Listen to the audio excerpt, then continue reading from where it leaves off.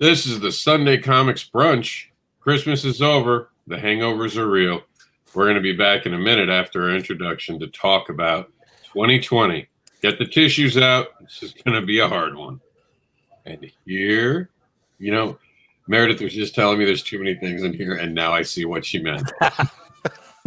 Welcome to the Sunday COMiX brunch, where we dine on comics and comics headlines, hosted by Mr. Andersin and Meredith Loughran. Join them and their guests as they go over the comics headlines from this week and their projects, brought to you by the Comics News Wire and Geek Insider. Warning and disclaimer. The views and opinions expressed on this live feed are those of the guests, speakers, and or hosts, and do not necessarily reflect the beliefs, official policies, ethics, or positions of the content providers, advertisers, additional hosts, and or guests, hosting sites, groups, or entities attached to this programming. Viewer discretion is advised. Now, just something fun, because we're going live one last time with the show. Half of the Facebook isn't working right now. So while everyone introduces themselves, I'm going to quickly fix that. So go ahead, Meredith. Tell them who you are. Hello, everybody. I'm Meredith Loughran. I am the associate editor of Geek Insider, as well as the executive producer of the Geek Insider podcast. I am also one of the founding five with this guy at Terraform Comics. And I've got a couple of things that are happening really soon. In fact, I am launching a Kickstarter for the Compendium of Dread, an anthology of dark fiction, and some of those stories are being converted into scripts, which will become comic books. I'm very excited about that. I'm going to pass the mic to C. Michael Lanning. Hey, I'm C. Michael Lanning. I'm a freelance artist currently working with Silverline and maybe some little Terraform stuff here and there. I have a comic coming out soon, hopefully this coming year, called The Rejects, that I'm doing with Roland Mann, who is the head honcho over there at Silverline. Of course, you can always find me at Facebook, and I'm also the Friday anchor on Comic News Wire. So if you see my face, know it's the weekend. So. And in 2020, it's actually he's the head anchor. Uh-oh. He actually takes over the show, and then he's going to learn all the aspects of it. I'm sure we'll see new people in the new year, but that's all next year. Let's talk about this year today, right, guys? Yep. So I fixed everything. We're going to do is we won't rerun the whole new intro. I just want to run the disclaimer, because there are some people who are just tuning in and might tune in at a weird spot. For those who don't know, just one last gift of 2020, as it's still fighting with me. Hold on. As I'm trying to get the one site remaining to work, our Facebook group. Well, I mean, we could always share it if it doesn't work, but I'm going to try. Yeah, unfortunately, when we share it, we don't get the comments from those. It's weird. Yeah, that's why. Oh, it's live. Okay, so we're finally live on everything. Like I was trying to say just a second ago, Facebook's acting up this morning. 2020 has been a long year for Facebook. We'll let them have a pass. But we just wanted to run the disclaimer. So I believe this is just a disclaimer by itself, hopefully. Warning and disclaimer. The views and opinions expressed on this live feed are those of the guests, speakers, and or hosts, and do not necessarily reflect the beliefs, official policies, ethics, or positions of the content providers, advertisers, additional hosts, and or guests, hosting sites, groups, or entities attached to this programming. Viewer discretion is advised. Let's be honest, that should have played at the beginning of 2020. Yeah, right. Oh, no. 2020 should have rolled credits right there with that. Should have started right away. You're all in for some shit. So let's start January. What did you guys expect? Like, we went into 2020. I'll be honest, I thought it was going to be the best year ever. I had the most amount of comic books. I had the most amount of production schedule. There were these plans and that plans. This was going to be my year. And then at the end of it, I'm like, so a cardboard box, that's not too bad to live in. Right? What do you think? Or Michael, go ahead. Well, I didn't have any. I can't remember any expectations. January 2020 was like 10 years ago, so I can't remember how it was. It should just be like year January. Right. Yeah, right. I could say this. I was not expecting to be here. That's for sure. And so that's as horrible as things have been, some good things have come out of it. Yeah. It's just been a weird year all the way around. It's hard to expect something. It's like almost now you're thinking expectations. What a silly thing to have.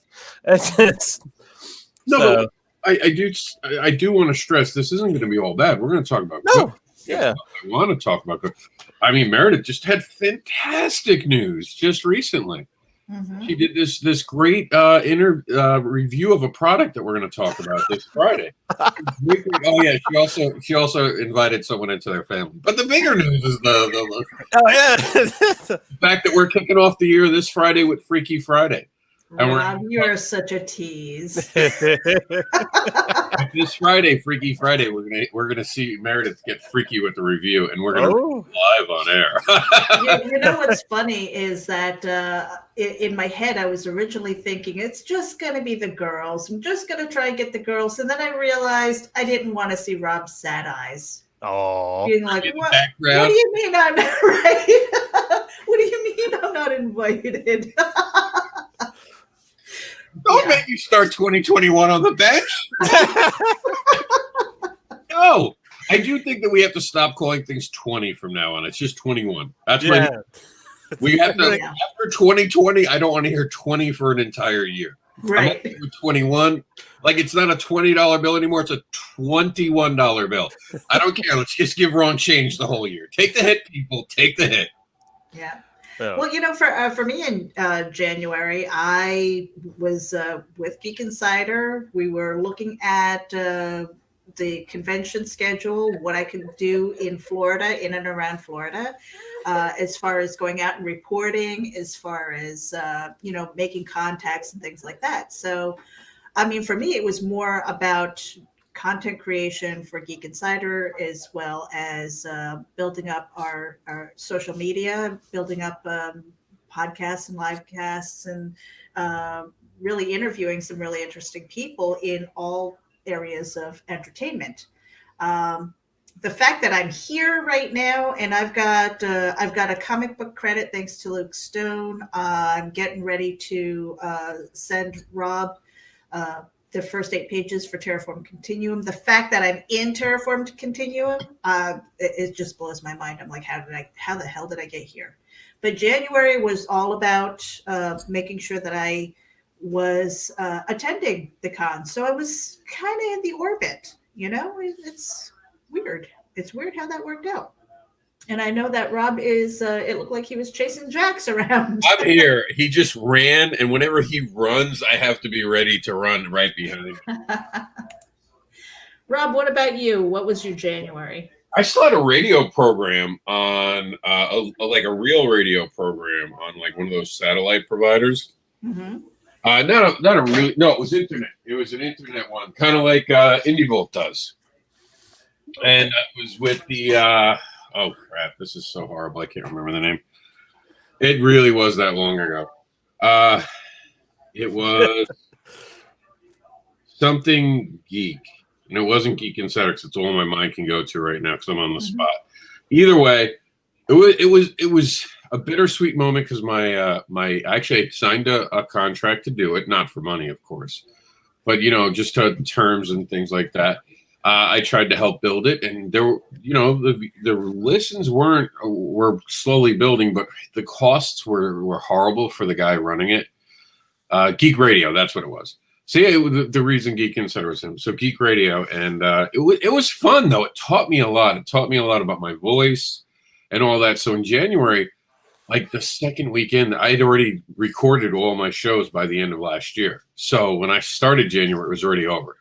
I would never record anything new in this year for that radio program. And I would go on to even have a radio program for a short bit with IndieVolt, the Devil's Advocate. But that was always something that I wanted it to be like that butting of heads. And for whatever reason, people didn't disagree with me.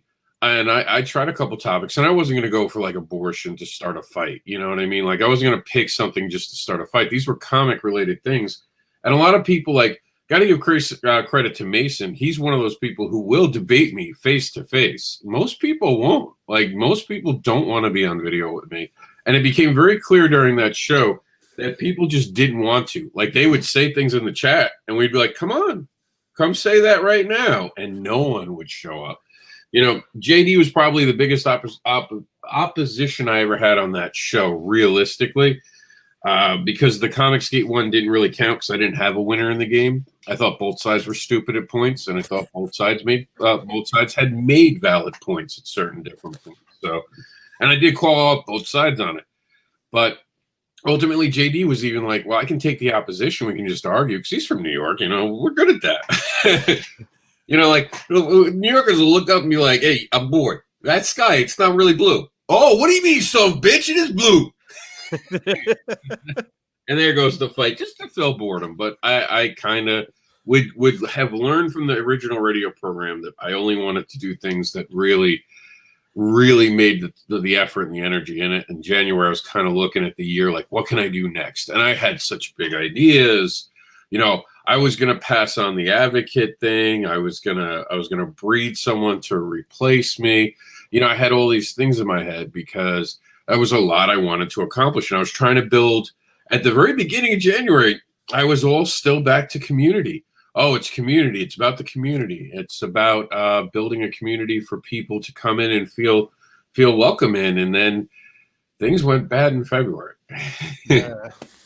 We to transition to February, we first off, we started seeing the first cancellation of cons. Like whatever was happening had really begun to ramp up. And we knew it was going to start affecting things. We saw shows and even states begin to panic over this, and rightfully so. But shows were starting to get canceled, and everyone's like, Now, at this point, I have had 4 shows already by February. By the end of February, I had gotten 4 shows. No one has 4 shows. Like I don't need anyone who's done 4 shows this year, let alone the 6. I will end with 6. I don't have anything to make it 7. Whatever. Yeah. So my record will be 6 this year. But in February, not only did we see all that, but then we had the fallout of Marcel Dupree, and there was a lot of stuff going on with the Marcel Dupree. He runs Evolutionine. He wasn't fulfilling on Kickstarters, and that was becoming something that was almost like a job to me at that point, answering questions about that. And it kind of took me off track of what I wanted to do, and with the world crumbling around us, as it seemed to be feeling like, you know, panic was starting to set in, and it just felt like suddenly we had lost control of the year to me. 2020 was like a disaster of a year to me. I mean, well, yeah, because we're calling the months the years. For the year February was horrible. It really was. Right? Because the panic began, and you saw it. You saw the panic beginning, and I had dealt with some personal stuff with Jax.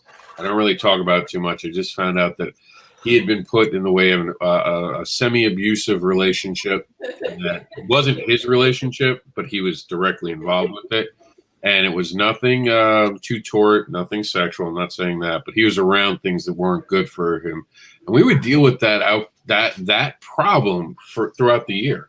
It would take a lot to get him over what he had seen and experienced. And without going into too much detail, it was more just yelling, screaming, emotional stuff that didn't even necessarily always have to do with him, but he was there to witness it. So February was a rough month for me. What about you, Michael? Oh, golly. I'm trying to remember February. Yeah. You know, because really my year didn't start until April.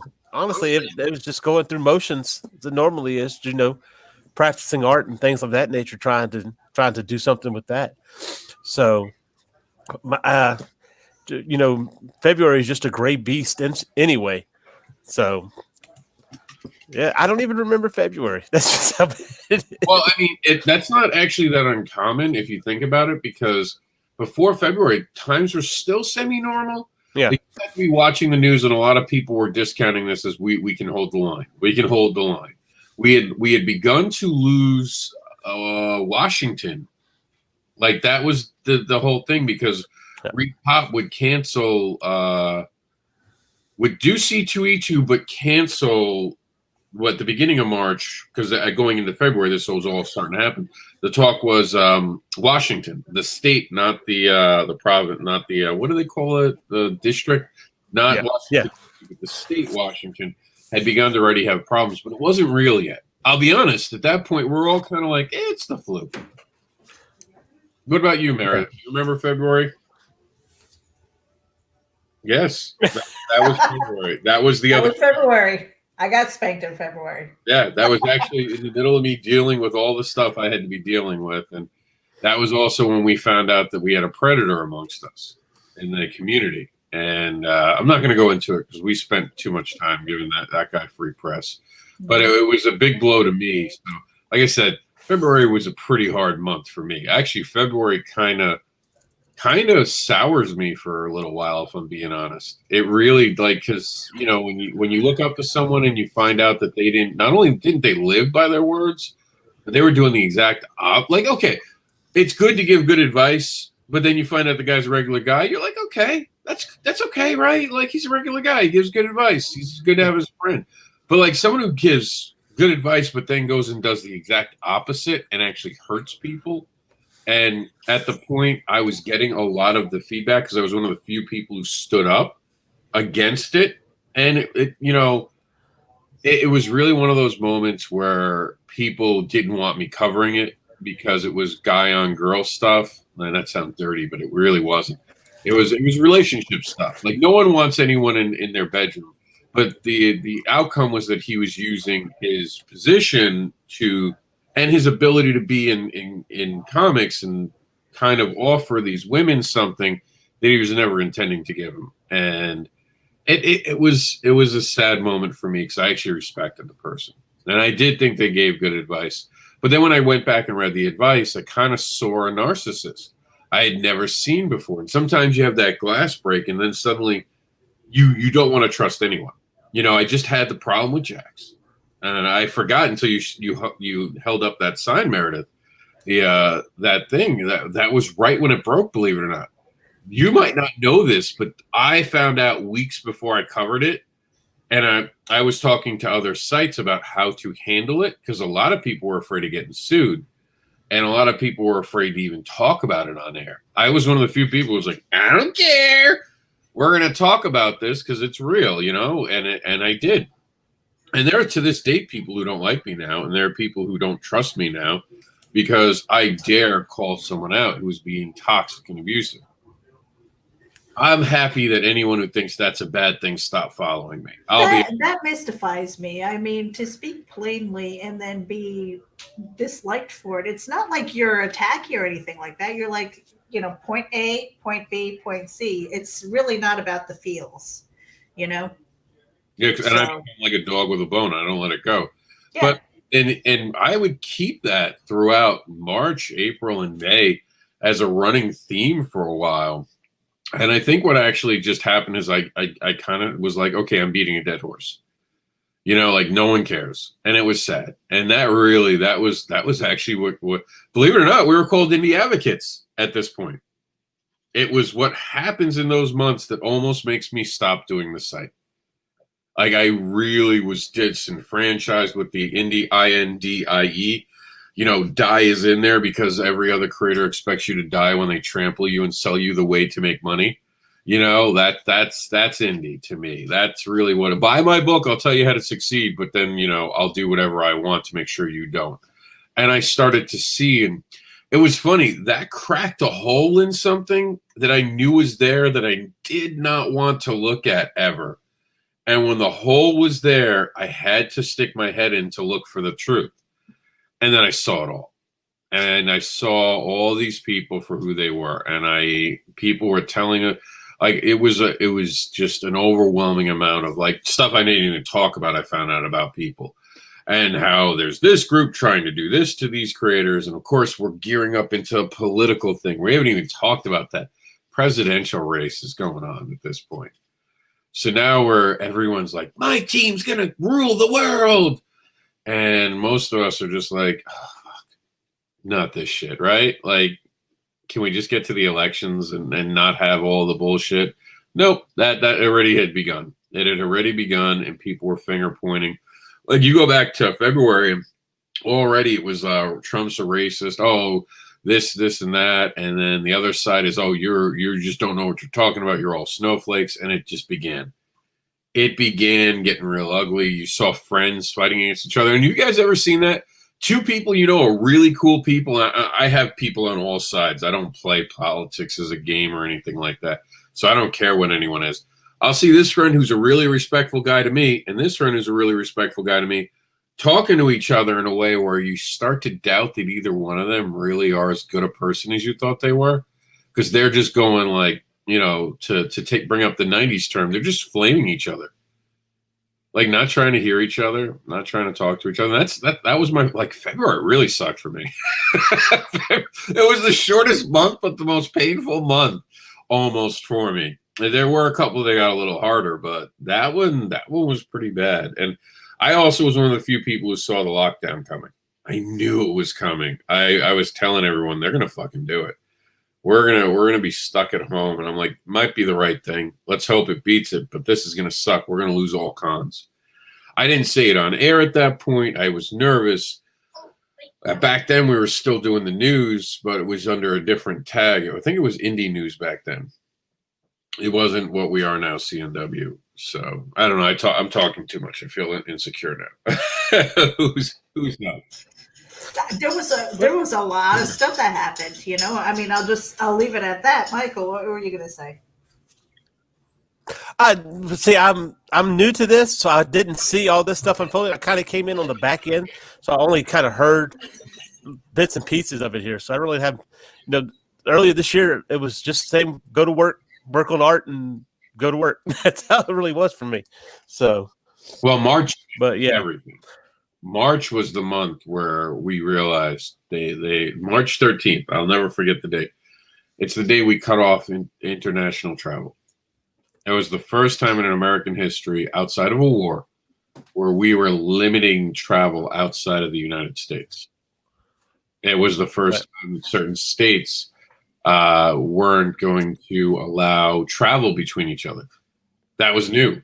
I don't think that was ever done. They said in the United States that they were going to try to limit that, and it really did feel like the wheels were coming off the world. Like this was going to be a lot more serious than it turned out to be. Not to say it wasn't serious. Please don't twist my words. But at the point in March, we were told millions could die. Yeah. Go back and watch those March things. We were told millions were going to die. And Mike says February 29, 2020 was the last con I went to. It was in Fayetteville. Is that it? Fayetteville? Yep, Fayetteville. And smaller. Michael Golden, Jim Shooter. Jim Shooter's a great guy. Chuck Dixon, great guy too. Were there from COMiX, among others, and had a few movie people there too. It was fun. But people had started worrying about getting sick. Yeah, everyone knew. Everyone knew it was going to suck. And remember, this is a leap year. So that extra day of February was definitely like, he's lucky to have gotten it in, because March 1st, who knows? Because like, if my memory serves, March 1st, like there was just bad news about Italy. Well, yeah, it was funny because at that point in time, there was a group of kids that go to a school here that were coming back from their senior trip from Italy. At that same time, right before Italy went down on this huge lockdown. And so there was my wife was concerned about that. She said they're coming back here to Baton Rouge with that. And so I think they kept them out of school for 2 weeks maybe. But it was almost like bringing ground zero home, you know? So that was kind of scary. Yeah, and I'm from New York. So New York at this point in March starts spinning out of control. I'm worried about my family. I actually call my family, make sure they're okay. March was rough. I remember I was literally at a mall show when the news came in that Emerald City Comic Con was canceling 1 week before. Now, for those who don't understand this, that was kind of cool how that goes. I like the new thing where Nita's name is up top, and then it goes 2 weeks later. Louisiana case shot through the roof. Yeah, I don't doubt that had something to do with it. C2E2 is also, I believe, happens in March. If I'm not mistaken, I might be a little off with this, but that happens, and then Chicago goes out of control. So at this point, there's no test, remember. We're in March. We have no ability to test yet.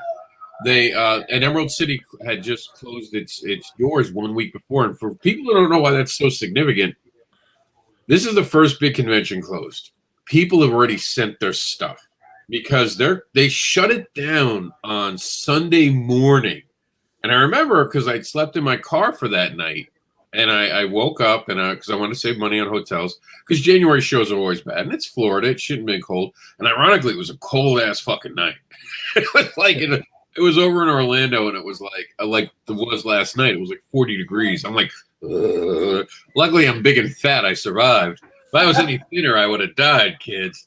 But yeah, I remember waking up to the news, and I was like, oh, this is it. This is the domino. And I told people, like, 'cause I had a couple people call me throughout the day as I'm at the show, and I'm like, this is the domino. I was like, well, Florida, maybe we're okay. Because at that point, Florida had no real numbers. Despite our travel outside of Miami, there was nothing going on. So we closed in the February 13th is the minute I started You're Not Alone. And I started it, and I told everyone the night before. It was like the first unofficial version of You're Not Alone. I just went live and said, hey, we're going to start doing You're Not Alone tomorrow. And I won't stop until we have a real convention, like a huge convention. When we start and I started it, I was like, we're going to go into a great pause. And when this pause is over, and I knew we were going to be months away. I knew it was going to be at least months. Looking back, I didn't know we'd be going into 2021 with it. But I knew it was going to be bad. And, oh, man, I can tell you it's 289 days later. And we're still going. And we kind of figured out a way to live through this, but none of us are happy with it. Masks and all this stuff. That's where it all starts. And I remember we went into lockdown in March, right? I know Florida did. And people were not happy about it in Florida. People were like, why are we going? If our numbers aren't bad, why are we going into lockdown? You know, because I remember they locked us down. Yeah, ours was at the very beginning of April, at the very end of March. In fact, we were moving when they decided to go ahead and lock down. Our governor decided to lock us down that Monday. So we went and moved in one day, pre-planned. So, yeah, we still had a month on the other place before we had to get out. It was like, nope, didn't go move now before he puts us at stay at home. So that screwed things up bad. So what do you have to do? You not pay the rent one place, pay the rent in another place? Like, that sucks. Luckily we were able to have, both. We had paid the rent out in one place and just paid the rent to come to this place. So no, I meant if you got stuck. Like, yeah, we'd gotten stuck. And those were the stories we started to hear. People stuck in limbo. People's leases running out. People were supposed to move into their house. No one's allowed to move. Chaos. It really was like not a chaos where it was violent at all. Like, people were pretty okay. They weren't happy with what was going on. But I think at the beginning, everyone was like, okay, I can go with this if this is going to end it. Because we were told we were going to flatten the curve and it was going to be over. Like 2 weeks. Yeah. 2 weeks. 2 weeks. We'll knock this out of America. 2 weeks became 3 months. Yep. Because March, I started doing that. That was when I did GarageCon the weekend. I was one of the first people to actually go live from the garage, because Emerald City didn't do anything. They just wiped their hands of it and said, we're going to leave it alone. Some other places started stepping up, and that's when what is now Indie Event began as. It was the Geek Out Virtual Con, but that was in April. No. That was coming. Even before that, the first couple things I did. It was called, I can't even remember the damn name. It was GarageCon under Indie Connection. No, Comic Connections. Remember? It was Con Connections was the original name of the. Oh, yes. Yep. This began something, and I started doing panels during the weekday because everyone was nervous, and they took the bandwidth thing off, and I fried part of my computer doing this. But every day we'd go live for 1 hour, at least 1 hour a day. And then that's when Geek Insider and at the time NSC and even Hanging with the Web Show all came together to do that big event, and Comic Book Advocates joined in to help promote it. And that was at the end of April. But for the rest of March, I was on trying to entertain people because people were scared. We don't talk about that. But in March, people were real, because the media, also, in fairness, people were dying a lot more prevalent, not prevalently, more. What's the right word here? Because I don't want to say it wrong. People, the mortality rate was high, and there are mitigating factors to that aren't around anymore. especially not knowing how to deal with it. But like people were dying. New York was filling trailers of bodies. We knew something serious was with us, and they were terrifying us on the news. I remember toilet paper. Remember, guys, toilet paper? It's funny. The news media is like, we don't understand why everyone's making a run on toilet paper. Is we're covering it every hour and every 15 minutes, and we're telling you that there's no toilet paper, and you should do everything you can to go. I'm telling you, there's a stock out there that went like this. Yeah. You know, what was crazy about that, because what I thought is, for us here in Louisiana and of course in Florida, that's how you prepare for a hurricane. You get all those things, and that's how you prepare for a hurricane. So I'm thinking to myself, okay, well, people down here, we hear emergency, we're going to prepare for a hurricane. No, it doesn't matter what it is. So the toilet paper made sense here. But then when you find out this is going on across the world, you kind of go, what? Why? Funny? Florida, we didn't have a problem until the national news started talking about it in all the other states. Exactly. Where my town was fine up until the national news. And then people from other towns found out that we had toilet paper and Lysol. Let me tell you something. It's yesterday. I went to the store. I found my first can of Lysol since March. Yeah. I am not even kidding. But here's the other thing. So I've been running every single day for the last 40 something days. Okay. And the garage sales are starting now. Yeah. And so I see people, and you know what? I've got the one neighbor who's got so many jars of sanitize, the hand sanitizer, and laundry detergent stuff. And I run by and I'm like, oh, you're one of those assholes. Okay, guess what? I wouldn't even bother going to their table and buying stuff off of them. I'm like, no, you know what? You can fucking eat that. Yeah, right. Because I was very mad because they took advantage of something, and there were people, and it was short supply for no reason beyond jerks like that who bought it up when they had the opportunity. There were a couple of cases that they caught them doing that, and I think a couple of people were charged for for just hoarding it. That's what kind of gave to, and now we're back at that in the stores is one per customer, and it's like, and it took them how long to do that? Yeah. I mean, it was just so stupid. It's like you could have put those limits on just because if it was like a state of emergency. And it was the same thing. I prepped for hurricane season pretty much year round. I make sure I have my water. We have our supplies. We have our canned goods and things like that. It's normal for me. Yeah. And the fact that I work from home, I've been social distancing for about a decade. So I wasn't that affected, but because, Rob and I, we were kind of orbiting. We weren't quite working together with Comic Book Advocates and Geek Insider necessarily at that point. We were just kind of orbiting each other.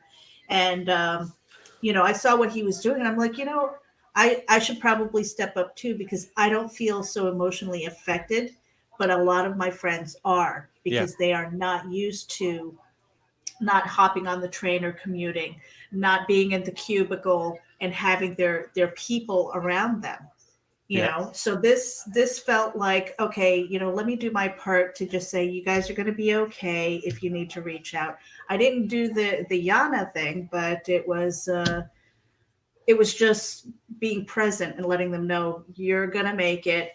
Look at me. I'm okay. I might be crazy too, but Well, I do think it was a little different though, because people also couldn't leave their houses. That was and see, for me, I didn't feel that panicked because I was like, at least with a hurricane, we could lose our electricity, and then I really won't have internet. Right. And I'm like, that sucks. This, I mean, for me personally, I wasn't that affected. I'm still not. Yeah, but like I had my son out of school. Like that's school stops, and he needs it. He's going to be diagnosed with autism probably in the next week or two. He's already been diagnosed with a severe ADHD, which is not a surprise, and he's got the learning blocks. So this was detrimental to him. Also, I couldn't take him out anymore. I couldn't explain to him why we suddenly had to stop living the way we had.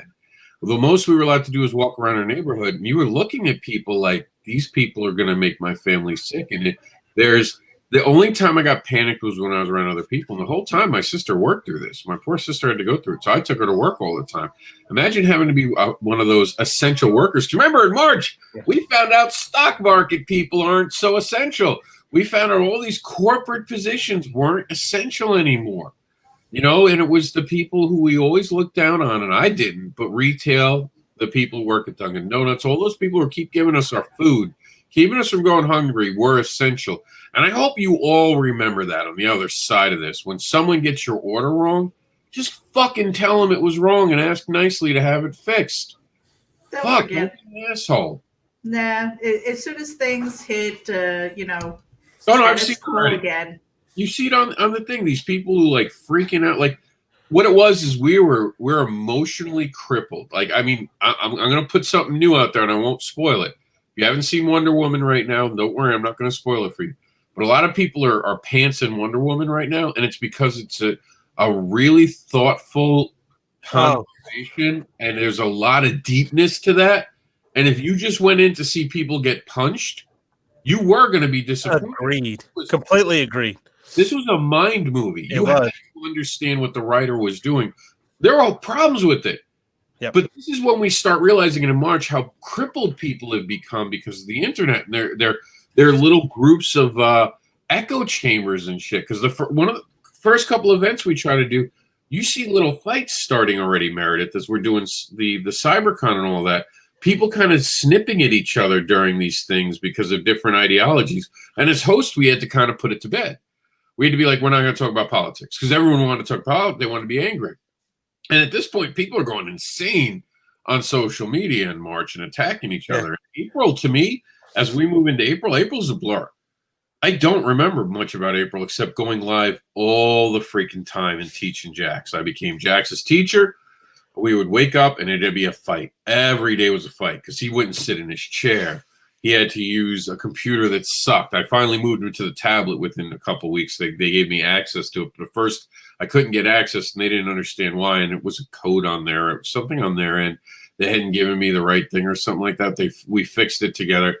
And I'm sure I'm not the only parent who went through this. And it's like you wake up, you force your kid to do the stuff and they were giving him more advanced stuff than they were doing in the classroom. That I thought was BS. And it wasn't the teacher's fault. It was the district was suddenly trying to jump your kid to a next level when it was on your back. So they tried some shady stuff with it. I knew the teachers, and they're like, yeah, the stuff they're giving is ridiculous. And they're watching us and making sure they're doing this. And, you know, it was a blur because I would do that with him, get live, and have to put on the Joker grin for 2 hours. Pretend nothing was wrong with me. And we would get into debates about comics. We would do first. I would do the panels, and then I'd be on Indie Volt or someone else's program. Like I spent a lot of time doing programs because a lot of people had kind of wanted me to talk to them and talk them down. Because in April it was a rough month. It really was. It was the roughest of them all because we didn't know when the end was. We knew it was longer than 2 weeks now. This wasn't going to be 2 weeks anymore. But we also knew that the numbers were starting to come down. We had started to see by the end of April, but I don't remember April, guys, as anything but a blur. Shorty to work, no gym, so my back is killing me. My back is really starting. For those who don't remember, and I think you saw it a lot and You're Not Alone, I was beginning to have my legs stiffen up. And I was with my son more with him in that time period than I think I'd ever been. We weren't traveling. We weren't going anywhere. He wasn't spending time with his mom. He was with me 24 hours a day. There was no time he was not with me in this house. And we had not, because he couldn't even see his mom. Like for all of April, he was with me. I didn't go to the gym. I think I went 2 places without him, to a store, 1 hour each. And when you went to the store, you felt like you needed a fucking hazmat suit. You thought you needed a fucking Iron Man suit to go out there, and you're looking at everyone like, oh, punch someone, they try to take my toilet paper. You know, like at this point, that hunter and gather mentality really started taking over. But I got to give a lot of credit to the community I live in. People were a lot cooler than I expected them to be. People stayed in their lane. And if it taught people anything, it taught people the responsibility of not getting on top of people. That did not last. Since March, I'm sorry, since May, that's not been a thing. But that's my April for me. I don't know about you guys. And I just want to point out real quick, Pops says CromCon #1, April was one of my favorites. So he starts CromCon then. 2 weeks later in Louisiana, cases shot through the roof, referring to, there she is now, Nita was referring to the seniors coming back and also our powers that proceeded to roll the Mardi Gras parades. That's right. That was around the same time. So NOLA was already getting hit hard, and they brought their kids home from Italy. I heard they already canceled the Mardi Gras parade this year, too. Like, just, I mean, 2021. They've already canceled it. I haven't heard. I wouldn't be surprised because they just put us back on phase 2. I bet you they tell you guys. They told everyone else but the people who there. People's gonna bother. But for them, as far as the mayor of New Orleans sat there and said that they weren't told how the severeness of this contagion before. So that's why they decided to go ahead with the Mardi Gras parade. But yeah, that's probably one of the places where it passed around and went out. Because Mardi Gras, majority of people at Mardi Gras are going to be people from out of state. Yeah. So they probably got it here and they took it out. Yeah, and in April, that was the first time that we did Geek Out Virtual Con because what event was had just canceled, and so we put that together in about 2 weeks. April would have been. There was something, and I know there was something. Yeah, I don't think that wasn't MegaCon, was it? No. Oh. Wait. No. Yes, it would have been March into April. Yes. MegaCon had just. I think they had just canceled. Yeah, that was a heartbreaker to me because I thought we were going to get it because our numbers were getting so much better. Like in Florida, the numbers were really getting to be good. And then the news came in. It was Emerald City Pops was in March. Emerald City was in March. I know it was in March because I was at a show when it happened. I think it was MegaCon, and we were scrambling. We said, okay, let's just do something for entertainment. And the fact that we called it a virtual con was because we just didn't know what else to call it at that point. I wouldn't call mine Comic Cons. I never. If you go back, I never referred to. I said a replacement for Comic Con. I was very clear because I never thought you could ever try to do a virtual Comic Con. And I've argued this all year. You can have a virtual event to entertain people, and that's what these are always going to be. And I always told the guests, I was like, look, you're not going to make a lot of sales. I did that for RogerCon. I barely made any sales, but I entertained people. I got a lot of thank yous. I got thank yous all the time for all the to this date, the You're Not Alone programming. It was just meant as a distraction. I think in March and April, we see the influx of people who think they're going to make money. And Meredith knows the couple people like jumping off the top of my head with those events. I'm not going to shame anyone now. There are a couple of people who thought they're going to be millionaires.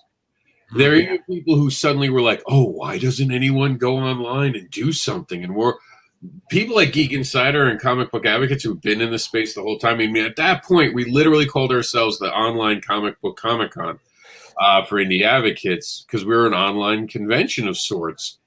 We weren't trying to replace comic book conventions. We were an online. Always that online was very important. We weren't a Comic-Con. We were an online event. It's always going to be different. Yeah. But I think it was MegaCon. Yeah, because MegaCon was going to be at the very beginning of April. For some reason, I thought May, but May was the original date. But that's why. I remember I saw that live on IndieVolt. I almost puked because they were starting to lift the restrictions. Just as that was going to be canceled, they were talking about lifting restrictions. And instead of lifting restrictions, there was a balk where they put the restrictions extended by 6 weeks. And you couldn't blame MegaCon. They wouldn't be able to do it anymore. It was the government. The WrestleMania falls, too. We're not even thinking about that. April WrestleMania doesn't happen. All sports are done.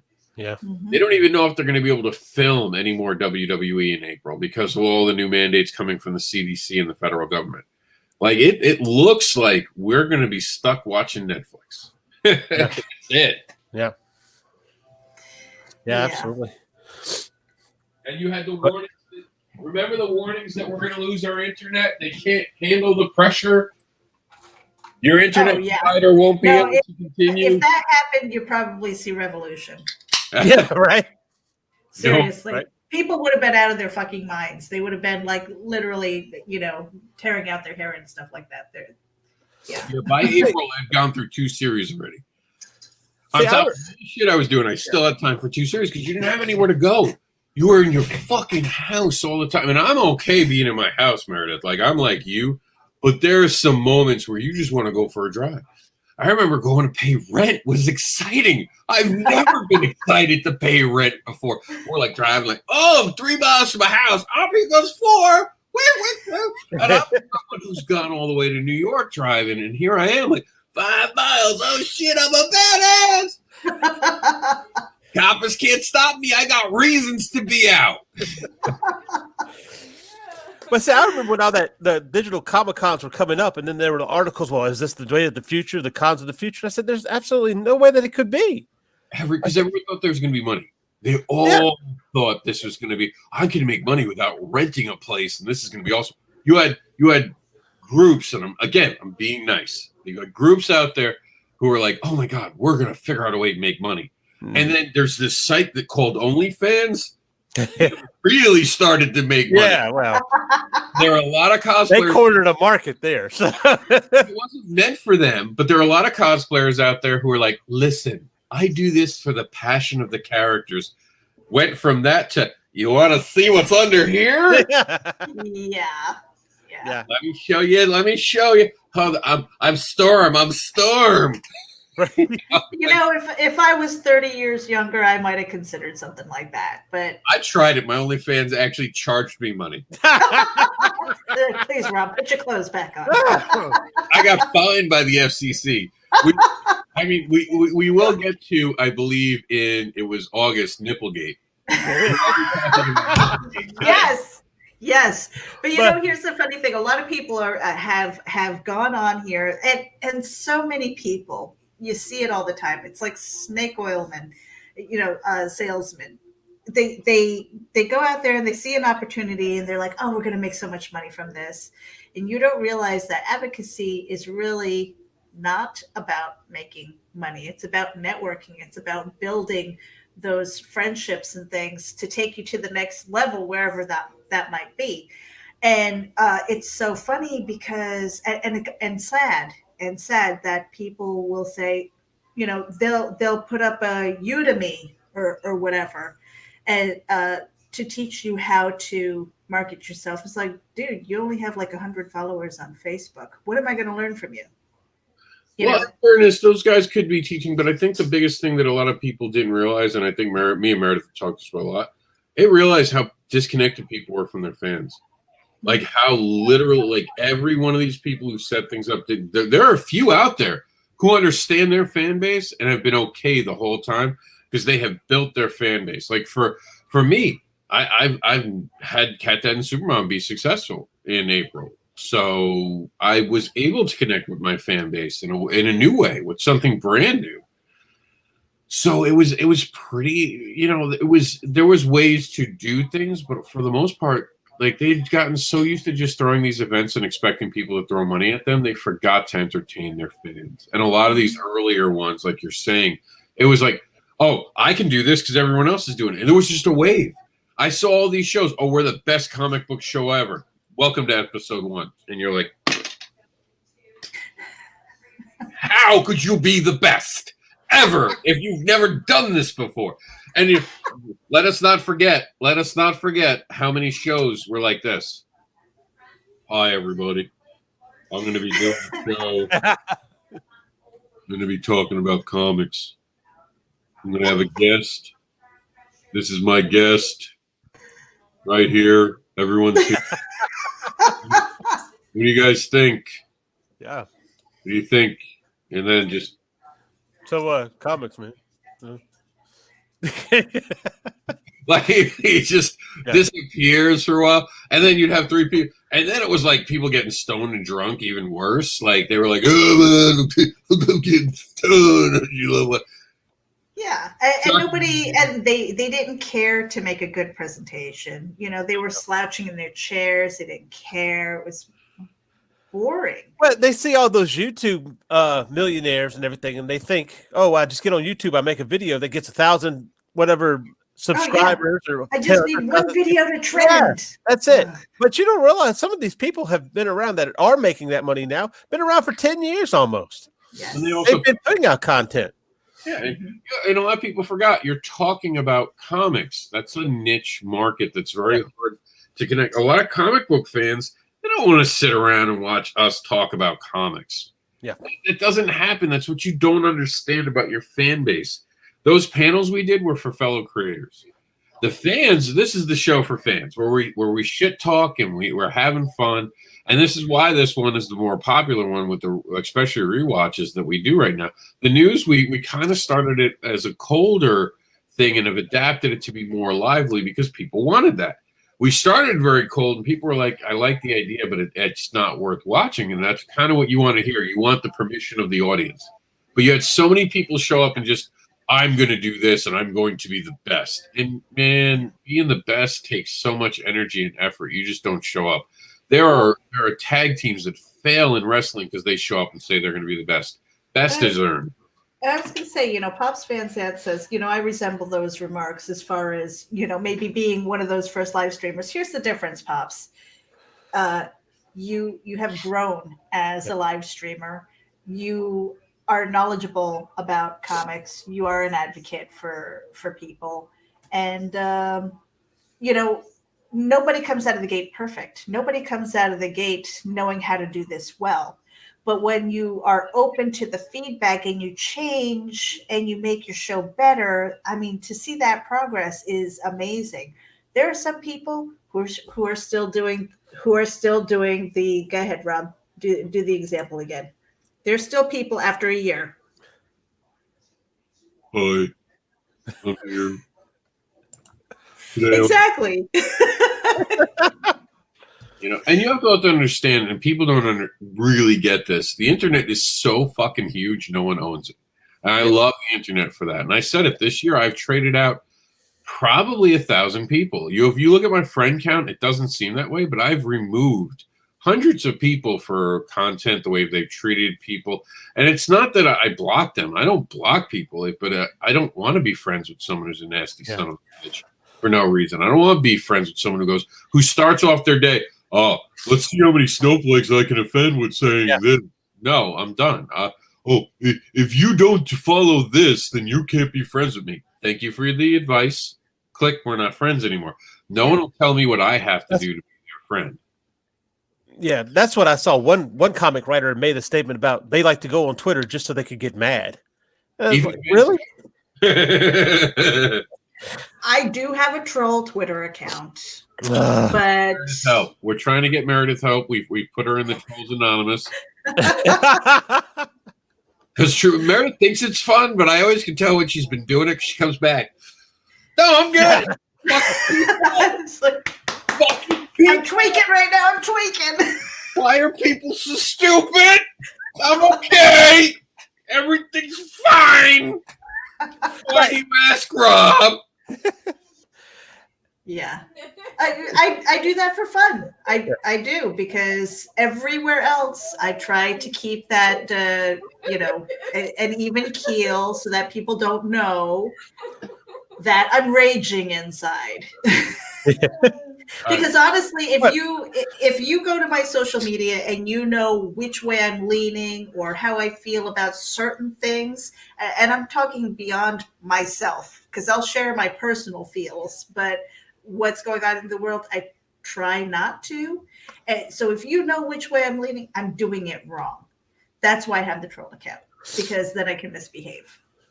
And my husband knows when I'm doing that too, because I look like the Grinch, when the ears kind of go out like that and you got the big grin. He's like, "You've been trolling again." I'm like, "Yep."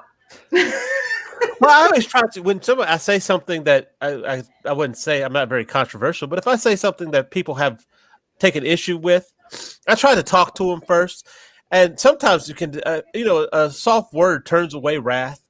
And so I try to come from their point of view. But sometimes they're just not that way, and then they start calling you names. It's like, oh, okay, I'm out. Let me just let you know how I feel about you. You can answer if you want to. I'm gone. So Well, Just and, up and to that was the that was the thing. As soon as somebody called me a name that was not justified, I'm like, Yeah. oh, I won. Thank you. I won this conversation because you went there. All It was right. that easy. Mike said the first virtual con that caught Trish and his attention was Zenoscope, and we bought almost every graphic novel they make and other stuff. Took a bit of time to drift to BDI's Goth Day and then to more indies.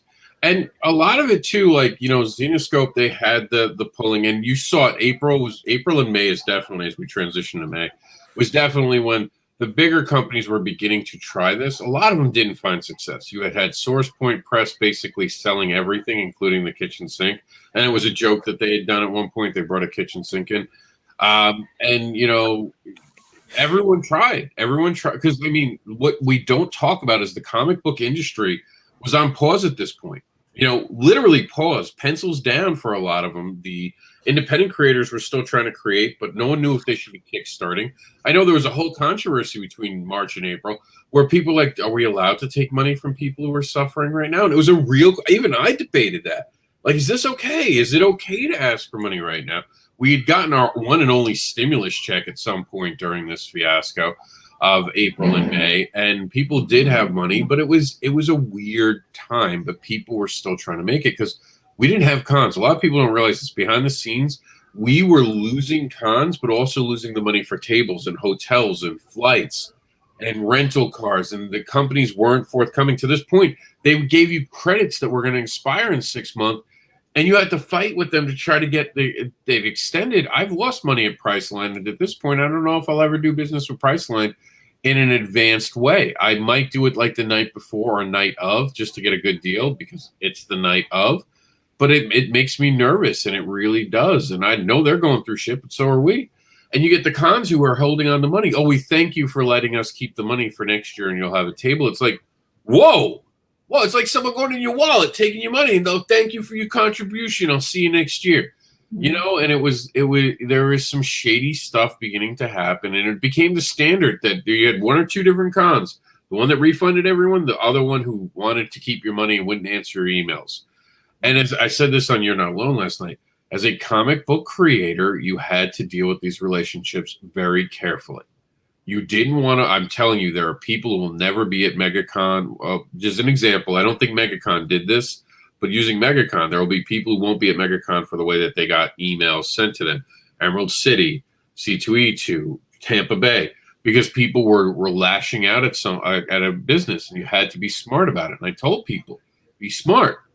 Don't blast anyone. Don't put any, this is a hard situation. You're struggling, so are they. These companies couldn't run an event. They were screwed.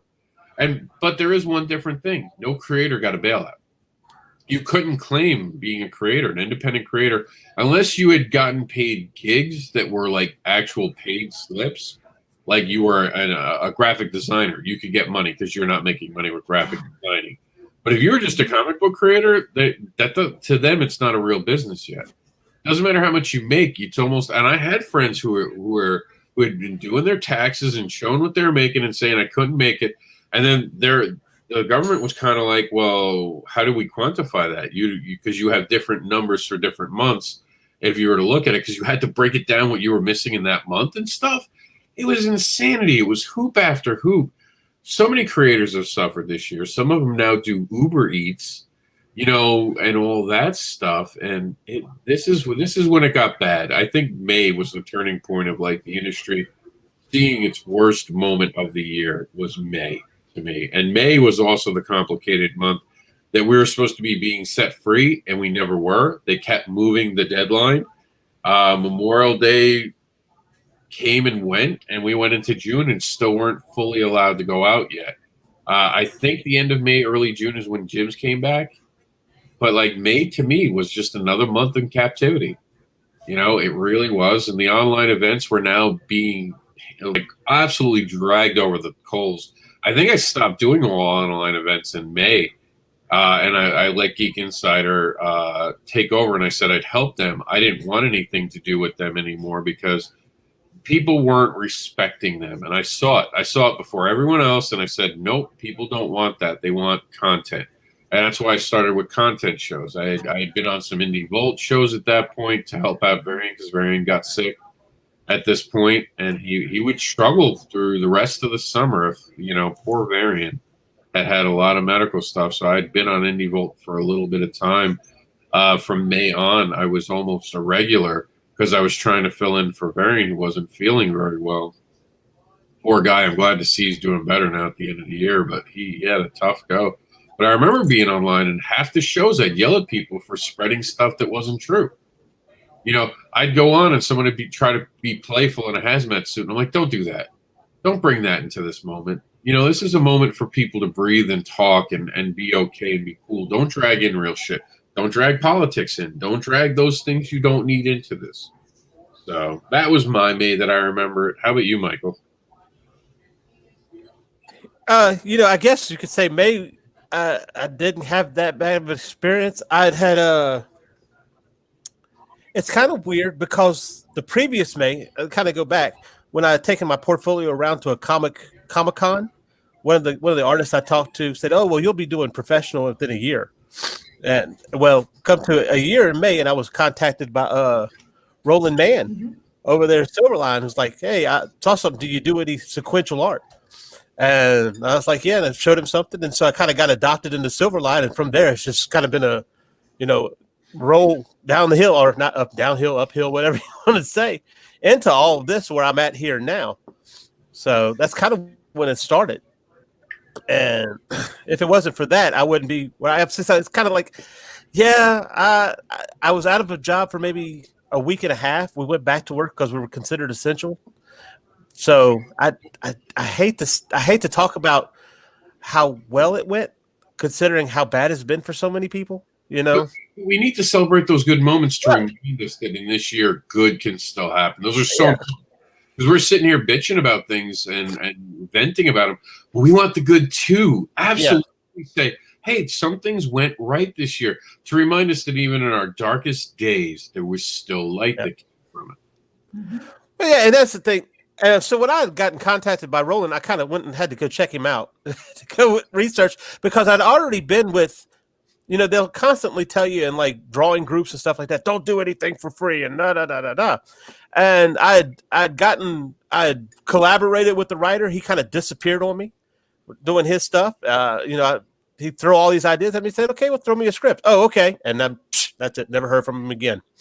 Then when Roland came by and said, hey, what are you doing? I said, well, just kind of perfecting my art. And he said, would you ever think about doing it for comics? Like, yeah, but I don't know who you are. Really. So I had to go say, oh, okay. I find out he was, Malibu and Marvel and all that. So it's like, oh, okay. Well, if anything, I'll get some experience with somebody who knows something out of this. So I was introduced to the Silverline family. I think he had just started it back up a year before that, which really stinks for him when the pandemic hit, because that really kind of cut into Silverline with their things. And so, that started me to understand the business a little bit more than I did, learning about Indie Vault and things of that nature. And then the big COMiX thing, I was learning all that too. So yeah, thankfully, I was coming. I know it's not necessarily the end, but it's kind of the end of it now. It's not as big of a discussion as it was when I first came in, but. And also to Roland Mann, one of the best people to learn from. And working for free, I'll say this. You have a lot of artists out there who talk about not working for free, and they're going to spend their whole career not working for free. Yeah. As you jump over them and you learn from people who've been in the industry. A lot of times when we ask you guys to work for free, we want to know that you fucking care. Right. You actually can show up and do something. I started off working with Chuck for free. He did editing for free. As soon as he did a good job, he got a paycheck. I was tired of working with people who aren't fucking serious, because we get burnt by artists. I've paid artists. I'm out in my career right now. $3,000. I'm out. Bad art, bad artists, people who didn't live up to it. $3,000 I will have lost as a creator because of bad art stuff. It's just that simple. I did want to read Mike's thing though, real quick, Meredith. That's why I had it. I think it's important. and then we can move on. Mike's thing: politics and religions are things I move away from because too many crazy, only my side matters people. And I hope 2021 sees the voice of the middle start to stand up and say, okay, we're done. Because there's so many people who stayed on the sidelines this year until towards the end. Once the election was done, I got to give credit to people. People started stepping up and saying enough. Like you saw a lot of people were like, enough. The elections are over. Let it go. Just let it go. Let's go back to being just normal and stuff. And I got to give credit. I think people are tired. I think people like Mike just don't want to deal with it. You don't follow a comic book person to hear about politics. You follow politic people to hear about politics. I say it at the panels when I go to it. How many people in the room want to work for CNN? How many people want to be a religious figure?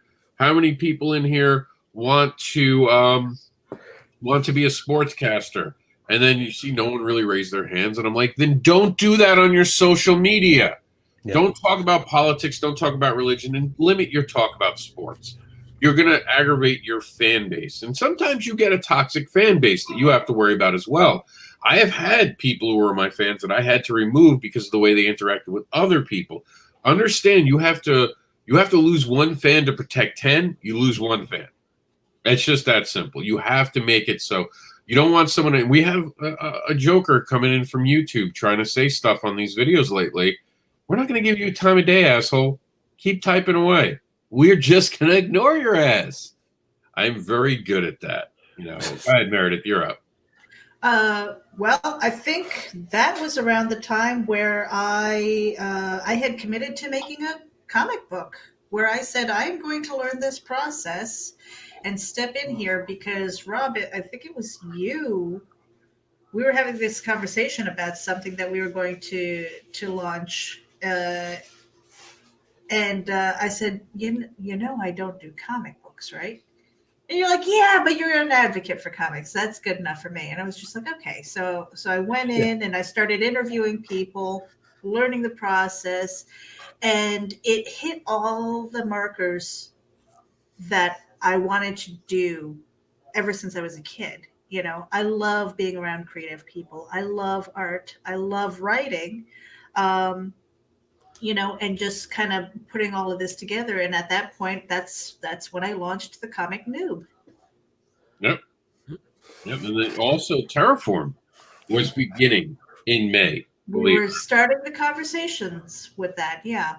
Now, for us to move into June, I think we have to be honest. June, July, and August, the summer, all blends. Every year, those months blend together. So we'll just talk about that as a season. A lot happened for me. June, a very rough month, but good stuff. Like, it was good and bad. It was one of those months that seemed to be testing me, and with things that I could feel that were beginning to change. Even with my ideology, I'd suddenly gotten to the point where I realized the things I've done were the things I did, and I couldn't put them on anyone else to do. Like what I did with Comic Book Advocates had to be what I did with Comic Book Advocates. I began to team up with Geek Insider, and we became the comic book wing of Geek Insider. And we started to try to create a bigger advocating unit that, I'll be honest, didn't really survive to this point except for my relationship with Geek Insider. I hold nothing against the other people. It's just working together, you forget one thing. People's egos get in the way. And I saw a lot of that this year. I saw true nature of the human that I don't have as much, the ego. My ego comes out in video games or my fandom more than it does in business. Because I've learned through retail, you can't afford to have an ego. Yeah. You just can't. When you work in retail, you learn the worst thing you can have is an ego. You have to be confident, but you can't have an ego. Ego will come back to haunt you. And a lot of creators going back to I will never work for free while I'm doing fan art. Fan art took a giant hit this year. Yeah. People doing fan art suddenly realized fan art is not sustainable. And we haven't even talked about this. Blow your mind. We'll talk about this next week. What if in 2021, Marvel, DC, and all the owners say no more fan art? Because it's possible. It's possible. It's a reset. There's a literal reset button coming. So imagine that fan art's gotten taken off the board. What will all these people? I want to work for free. And there are some people who legit shouldn't work for free. They've worked too hard and earned their spot. Don't get me wrong. But if you're a new creator, let me tell I tell this to people all the time. When I work with a new artist, they don't realize, but I'm molding them as a writer because I'm teaching them a lot that they'll never realize I taught them, or some do. I've had artists I worked with in the beginning come back to me and go, okay, you were right about this, or thank you for teaching me this. I didn't realize this and that. Because as a writer, you're in control of the project more than the artist is to a point, until the artist can finally take over and start to run with it. Yeah. There is a transition, and I've seen that, so it's weird. But for me, June was that way, and then July, my mom died, and I went through all that, and it was a weird moment. My mom dying, going into August, and dealing with all that. I also got to see at that point, you almost get taken out of your own shoes when something like that happens, because you have to stop and look at the world in a different way. And I mean, I won't go into it. It was a rough, slow process that was fucking awful to go through, especially when I was on hours. I even canceled doing a lot of my appearances on shows. At that point, I went into like a void because I wanted to be around for my family. Literally at times when my mom was on her deathbed, and I didn't want to be live and go, oh, hold on, let me take this call. No, I wanted to be around my family, offer support and all that. And I really started to take stock of the world around me and what I wanted the world to be. And I had to, that's why I say this year feels like a dozen years in 1 year. It is so much at once that I think I grew the most I've ever grown because, you know, I didn't have the best relationship with my mom. I've always been honest about that. It was a bit of a toxic relationship at times for certain. But once something like that is removed, it almost, you have a realization that none of that's going to get resolved now. Everything that was left on the table is now going to continue the rest of your life to be on the table. Yeah. And you have to decide, am I going to carry this or am I going to forgive this? And I think that having to come to that moment where I realized I just had to forgive. Her life was over. There was nothing more can be done. And I could accept it for what it was, appreciate the good in it, and move on. I think it opened up a part of me that had kind of been cut off for a while. And I started to be able to heal from things from my childhood and really begin to grow. And that was at the same time where the only show I had committed to was The Devil's Advocate during that period, because it was so late that I did not see there being any conflict with it. And it was on Friday night, which generally on hospitals is a little slower. If nothing was going to be going wrong, you could barely get a nurse on the phone at that point. And my uncles and stuff wouldn't really call me. We were doing it at 10 o'clock, if I remember correctly. So it was a late night show. So I committed to doing that. And that was like in the middle of, I remember I told Meredith this, in the middle of doing one of The Devil's Advocate. I looked around and I said it in the show. I'm like, this sucks. No one's disagreeing. This is the show I want. And then that Monday, I canceled it. That was the Monday I'd go on to cancel The Devil's Advocate because it was an echo chamber. And I apologize to the audience. We were getting good views. Oh, yeah. I would sign up. I came in to watch it every Friday night. Yeah. Sit here, draw, and listen. Yeah. And people were really watching it. And I was just like, nope. Well, that was it. It was like one of those shows where coming out of the gate, we have things to say. There was good debate and stuff. And then it got to a point where we got comfortable with each other. And then we were not arguing or debating and things. And we're just kind of sitting around just for the sake of sitting around. Yeah. And I think that I boxed ended with, I think our last one was about COMiX. It was the last time we had talked about COMiX, and I'd said, okay, because there was no more opposing view. Like people had gotten to the point, like to what Michael was saying, that when people got to the point where COMiX was like, okay, these are just different people with different ideologies. And I think our show kind of opened that door. But once you took the mystique away from them, it seemed to deflate the movement a lot too. Because suddenly people were like, okay, maybe I am wrong. Maybe they're just some loudmouths and there are people who are different. And we blasted the other side pretty hard, pointing out all the shit they had done, making it realize that neither side was right. And the right was really the center, being able to sit in the center, being able to breathe in the center. And I think once people realized I was eccentric, they weren't going to come on the show to argue because they knew I was never going to have their back. As the host, I wasn't going to have anyone's back. I was always going to be dead center. And that was the point of my job, the devil's advocate. I'd always advocate for the other side of it. but I'd hold the guests accountable, and it had the potential to be a good show. But those with egos would not come on because they had seen too early on how clever and how quick I was, and this is a little bit of my ego, but I think I earned it. How good I really was at that chair, and how I could handle the room no matter what. And to Meredith's point, I don't know who that guy is. Meredith asked me, "Who's that guy?" We have a troll. We have a troll in our midst, and no troll slayers. But what about you guys? That was my summer. Like it was like a whole decade. The summer to me was a decade. It was.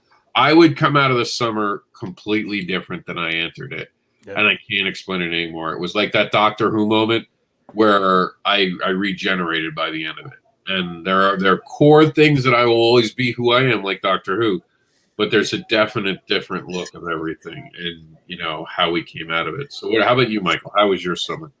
That was the summer when I started to understand this industry a little bit more, trying to work with people, and also politics struck. I to say that, and so it was kind of a false start working on one project. Politics struck, and that's kind of all I'm going to say publicly about that. But so I ended up watching a team fall apart, trying to get things together to do my first comic. So it was really time to learn to pick up those pieces, taking what you learned and moving forward to what you have, and and it's worked out so far. I was able to finally complete a first comic, and starting to see you start seeing the bones of how something's coming together, how it's starting to work, how it's starting to take root and things of that nature. Of course, watching the advocating devil's advocate on Friday nights, and listening to people and their point of view and trying to understand why certain people feel the way they do, I guess. So yeah, it was, there were some times where I got really, really mad. I think 2020 kind of helps with that stress of that level to kind of bring that anger out of you somewhat. If that makes sense. But, and then there's some things where you're like, I'm real mad now. And then a little later you start to kind of level off. Like I don't like it, but I can accept it and move on. And that's kind of what it was for me. Yeah. For me, in the summertime, we launched Terraform Comics. I believe our official birth date is June 17th. So trying to get the group together. I mean, we originally started with 7 people, I want to say. We're down to 5. People, we were going off in our own directions and things like that. But, to try and put a foundling company together, and, we've made some missteps and things. And I'm thankful that it's while we are young and we have the tenacity to keep going and making it better. And, things happened where we had to pivot, and we're like, okay, what direction do we really want to go? How are we going to change the landscape of comics? What are we going to do to be different from everybody else?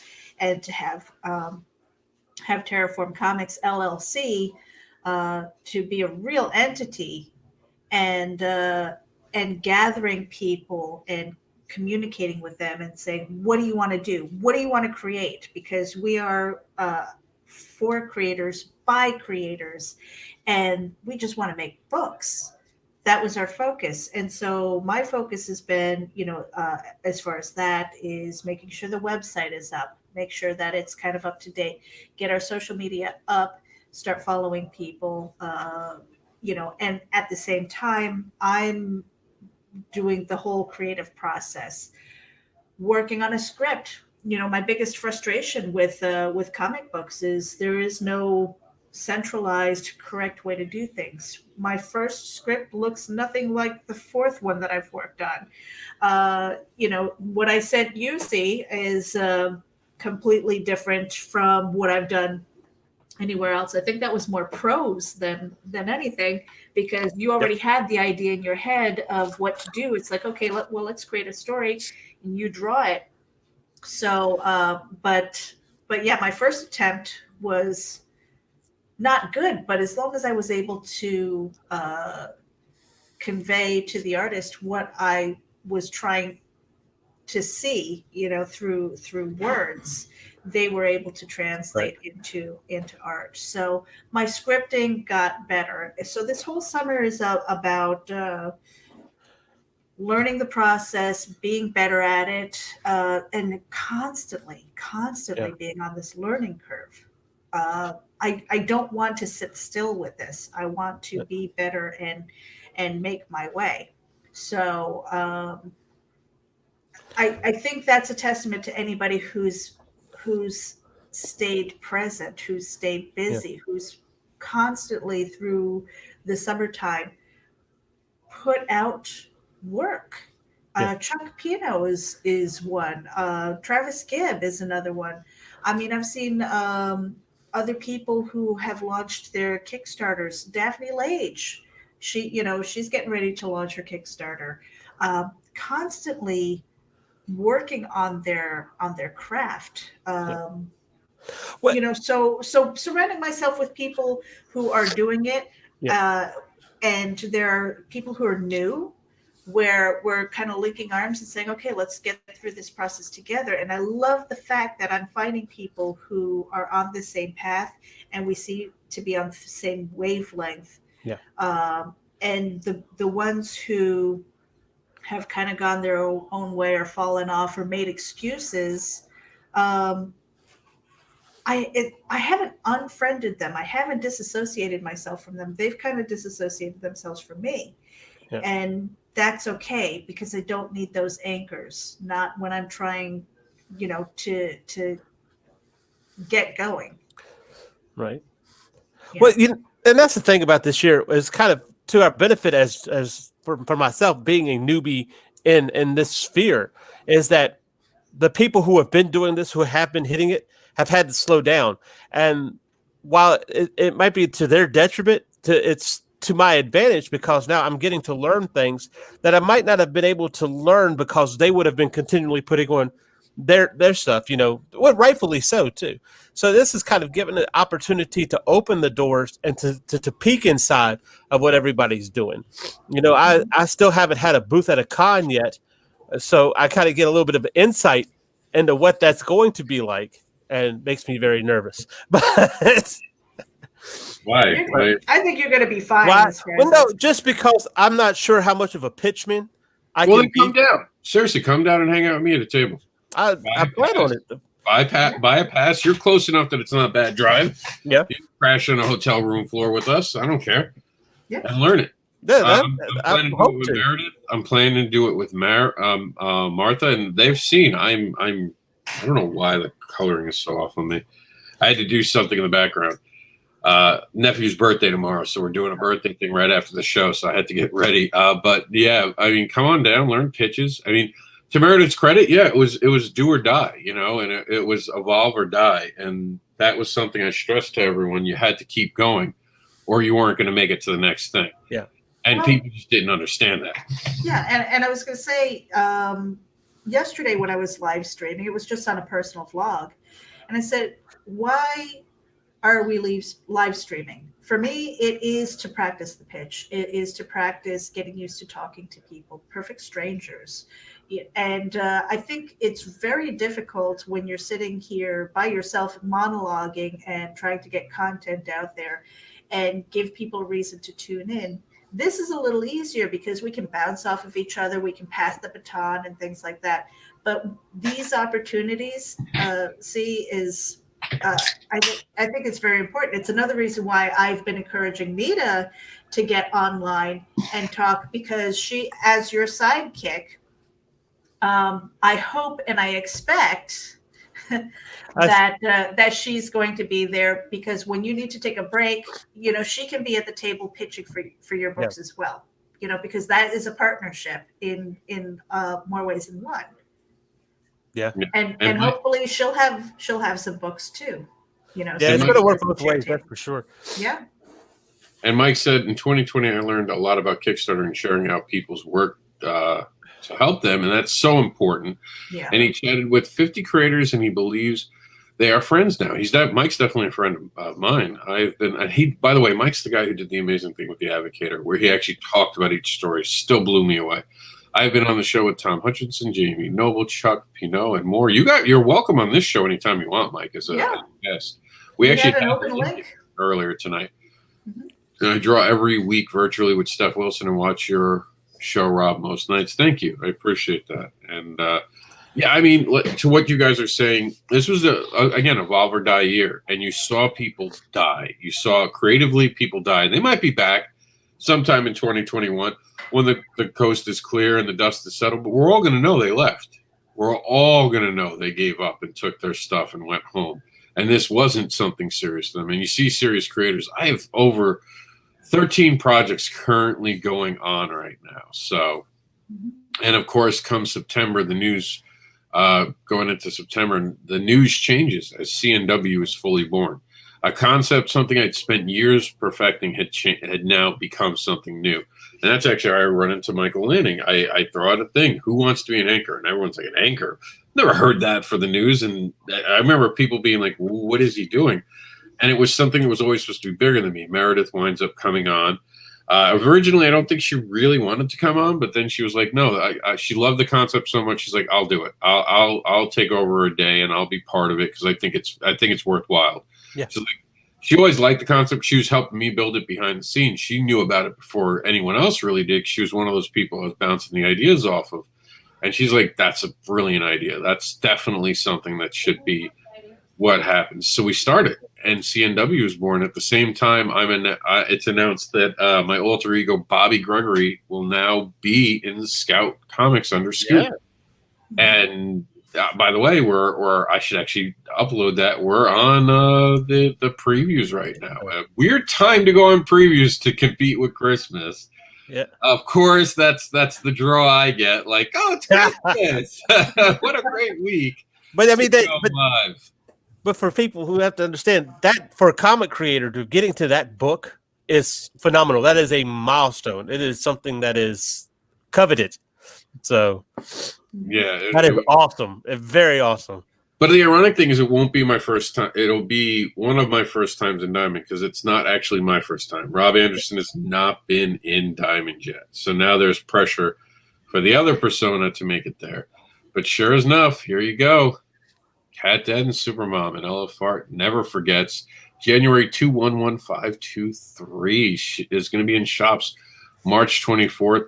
And I don't talk about it. I don't brag about it. I will never brag about it. This is a moment. Mike's right, but it's not. I don't like people who brag about it. I don't like people who try to act like their career was for this moment. No, this is one of many things I wanted to accomplish. Right. And I completely appreciate Scout's hand in helping me level up, and I certainly have, thanks to them. But this isn't the end for me. This isn't I don't think I'll ever stop trying to do the next thing, because that's the thing. And in September, a lot of new things began. Terraform, while new, was starting to make mistakes, and I was starting to get a little more vocal about the future, the direction I wanted to take. And the changes began. That's where Terraform Continuum had begun to be really, I started to push it again. I thought it was the right way. We had some early failures, and that's okay. It's okay to fail, guys. I can't stress that enough. Failure is only learning what didn't work. That's it. That's seriously it. You have to appreciate the failures. And you have a choice to end it or go forward. Yeah, and like I said, the summer was such a change that I feel like it came out of the portal completely energized to do something different. Wanted to do the news, and I wanted to do it well. I could go on any show I want and do the commentary I could, or I could do it during the news. So I wanted to give me to the news and focus on the news. I no longer had other shows. The brunch gets born, I think, in accidentally September. We kind of fell into doing the brunch in September, if I remember correctly. I think so. Yeah, at the end of September, like kind of like when that big pause, like the pause, you know what I'm talking about? Like, that was the moment where we're like, fuck it, let's do something. What do you want to do? Okay, let's call it the Sunday COMiX Brunch. A title that was just like, we'll do it once and that'll be the last time we do it. Yeah, we were calling it pilot season. Yeah. I had finished pilot season. We had done everything and I turned everything into it. But Meredith's like, screw it, let's do one more pilot. Because I had taken everything I'd learned. And we still do all the different shows have been made segments in the news. That was the cool thing. Everything I do, like the Devil's Advocate might still be a new special. It's all under CNW now. It's all like this show's under CNW. Our interviews will be co-branded CNW Geek Speak. And it'll be about that because it'll be the comics part of Geek Speak. So hopefully in the future when they have comic guests, they'll be invited. So, well, if your bedtime is 9 o'clock, Rob, you might be shit out of luck. But but if we have cool guests, I'll make sure that you get first refusal. Okay? Yeah. Single dad problems here. Single dad problems. Single dad problems. That's the other thing with the Comic Newswire. It didn't. That was a pivot. And it became something that is, in my opinion, worthwhile. It's something that we can definitely go back to and replay. The direction that I'd like to see for Sunday COMiX Brunch is to have other guests on here and have topics that are based off of what we've seen in the news as well, but have casual conversations. Yeah. So, I will probably lean towards more structure where we have breaks because, again, there are opportunities, especially with Geek Insider, because they've been around looking for sponsors and things like that. So we might have some commercial bumps and things like that. We're going to have things where, like right now, we're hanging out. We're drinking coffee. We're hanging out. We did that on purpose, Mary. Right. And we're finishing off the year. We just want to put it behind us. It's like, okay, let's go, because I personally, my entire life, I've tried to lead every day with a clean slate, whether it was mindset, whether it was what am I working on, whether it's like take my to-do list from yesterday. It's like, what didn't I finish? Okay, put it on the new one, clean slate. Let's go. Get it done. And so, we're kind of, this is nice because I think I needed this. I needed to just sit around and just bullshit a little bit. And to what Meredith was saying, the structure of the show is we figured out we're not going to do every headline. That's what originally this show was doing. We were trying to take every headline. Instead, me and Meredith will look at the CNW, and we'll probably have Michael part of this. We'll pick the standouts. Like the real standouts. Like every week I pick a few headlines from every day and 2 or 3. And we're going to start looking at the top ones. At the end, us 3 will probably sit around and go, okay, what are the top 3 we want to talk about during that? And that'll be it. But each week we talked about having a theme. Like next week, we invite you all to join us, talk to us about 2021. And remember, don't call it 2021, just call it 21. We're getting rid of the 20.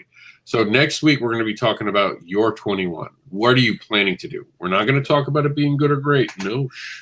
We're just going to talk, what do you want to accomplish? Not a fucking resolution. The New Year's resolution. Resolutions. No. These are plans. We want to hear your plans, your laid out plans. I don't want to hear about you losing weight. I don't want to hear about you going to the gym. Because when you go to the gym, you get in my fucking way. No, get out of the gym. I want you to talk to me about what you're really going to be doing in 2020, in 21, and how you're going to make it a different year for yourself and how you're going to take control of 21. And then the next week we'll do another theme and we'll pick a theme and we'll probably pick the themes on Fridays.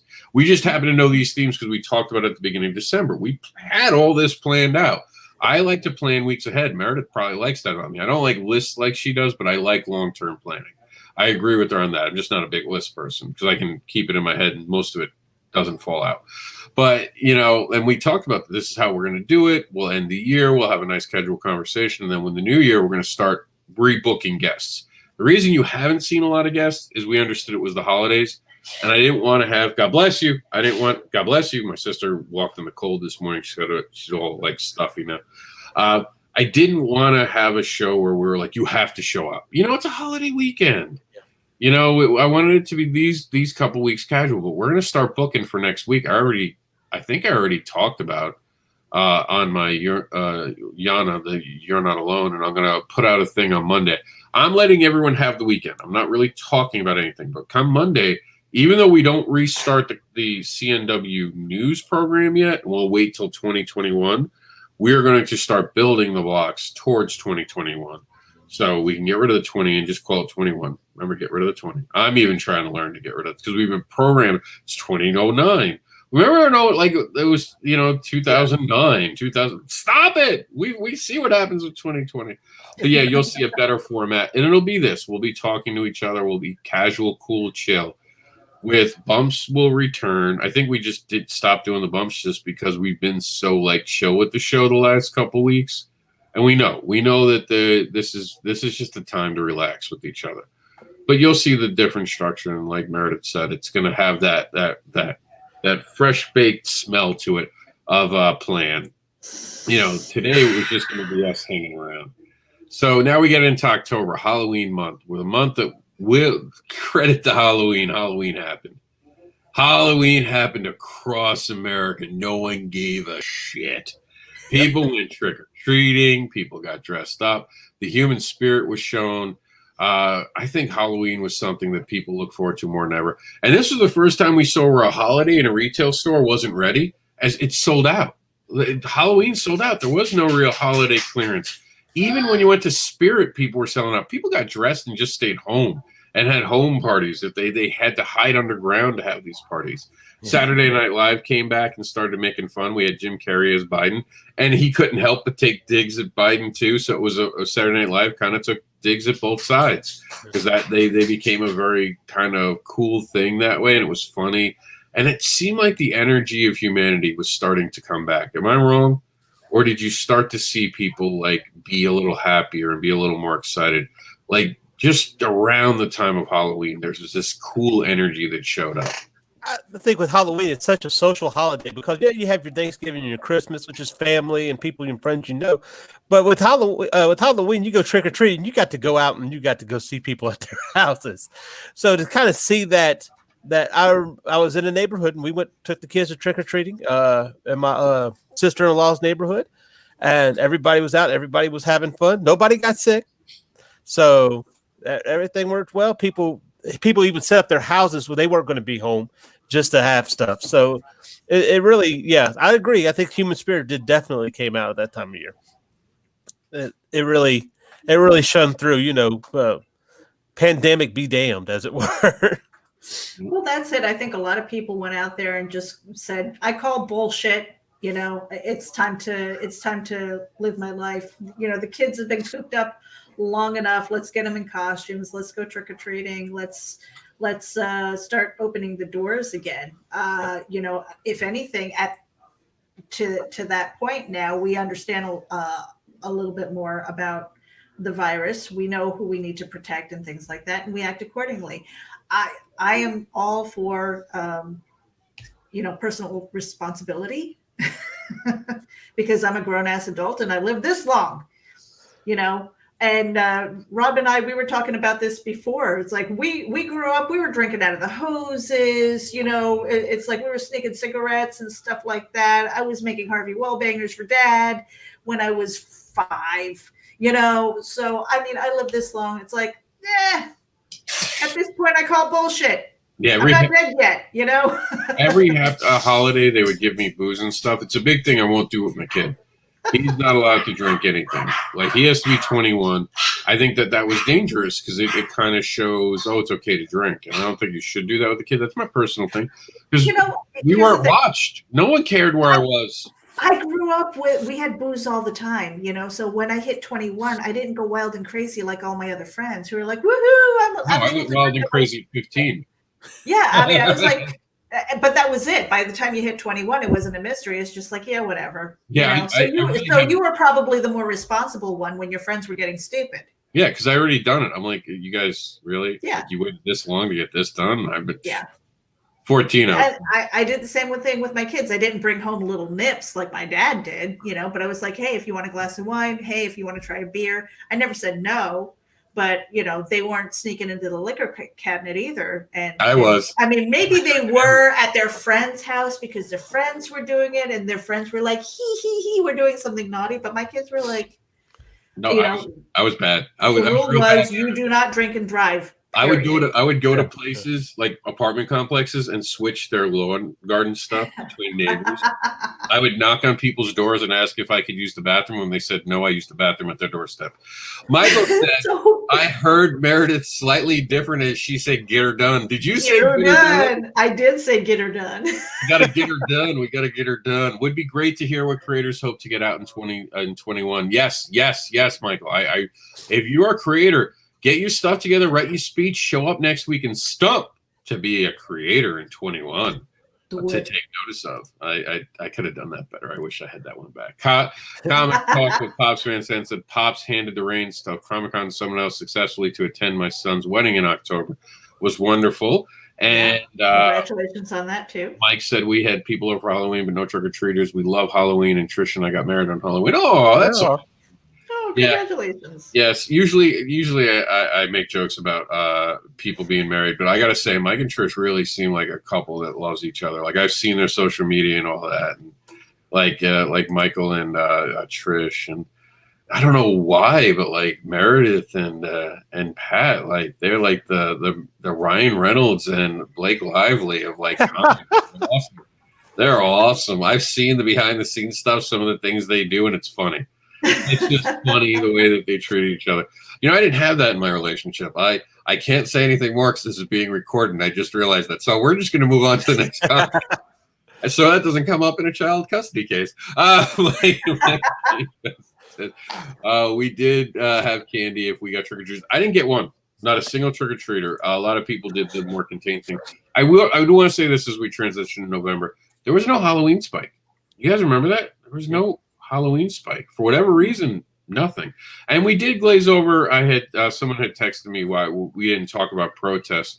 This is not a recap of the year. This was a recap for us. I do want to acknowledge that there was social issues that we have to still address and still have to deal with.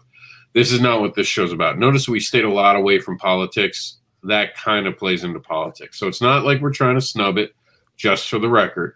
We're trying to stay away from something that is a sensitive topic that could cause not us, the three in the room, problems, but people in the chat room or people feeling like they want to say what they want to say, and it encourages a conversation that turns ugly.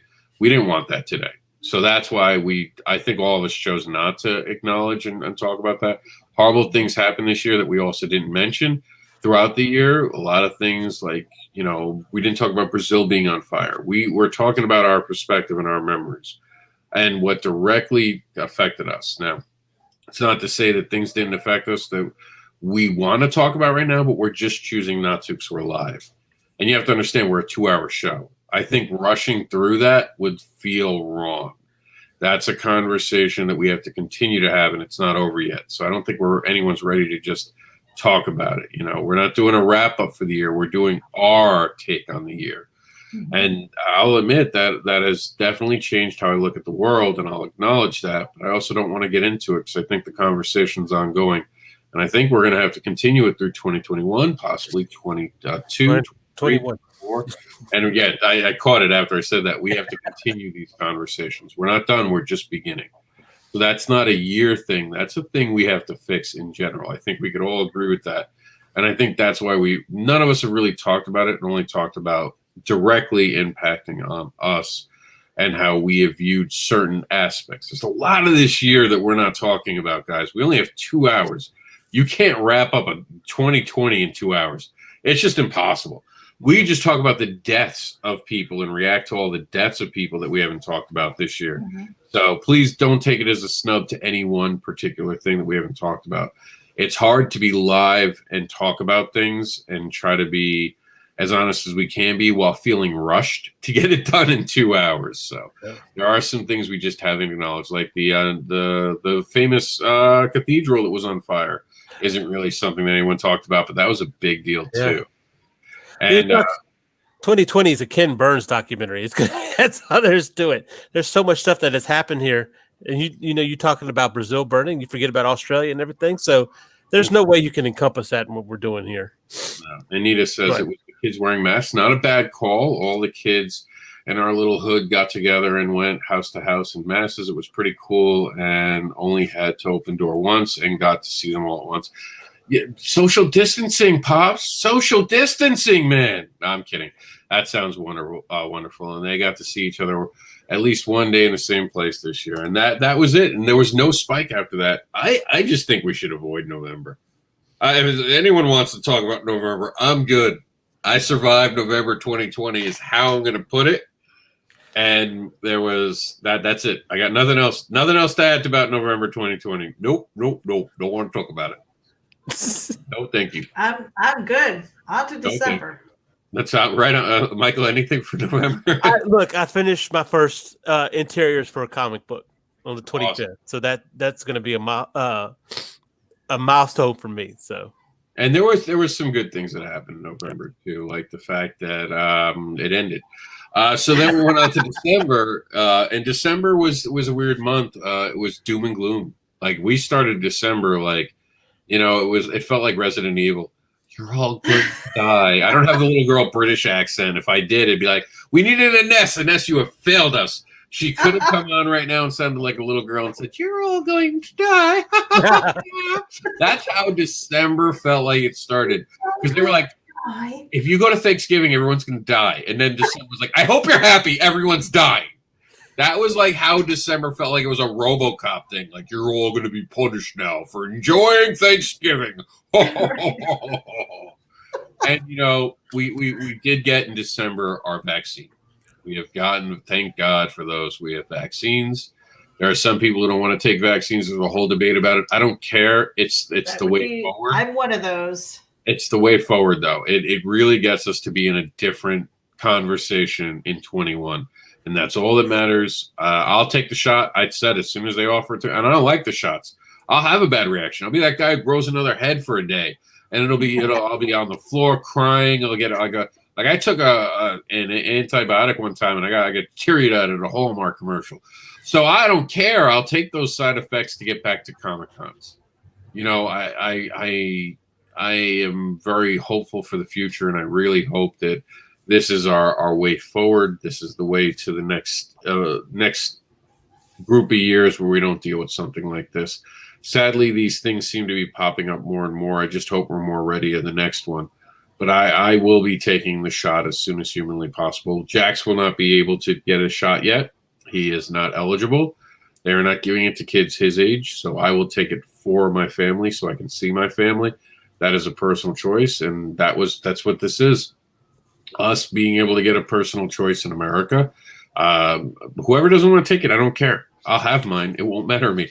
That's the beauty of the shot. You take it. They're playing Russian roulette. You're fine. Like, I don't care. Playing traffic while I'm driving. I don't care. And there's my concern is that whole thing where, I'm a grown ass adult. I have really, really bad reactions to the flu shot. I don't even want to consider what this other shot is going to do. Oh yeah, I don't take the flu shot for the record. Yeah,